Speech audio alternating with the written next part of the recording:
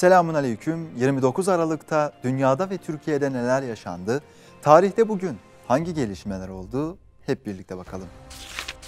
29 Aralık 1890. Yaralı Diz katliamı adı verilen olayda ABD askerleri 62 kadın ve çocuk, en az 153 Kızılderiliyi öldürdüler. 1983. TL'yi koruma kanunu değiştirildi. Döviz alım satımı serbest bırakıldı ve döviz bulundurmak suç olmaktan çıkarıldı.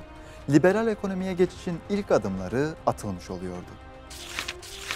1995. Türkiye, Yunanistan'a nota vererek Kardak kayalıklarının Türkiye'ye ait olduğunu bildirdi. 1998. Kızılkemal liderleri Kamboçya'da 1970'te 1 milyon kişinin hayatına mal olan soykırım için özür diledi.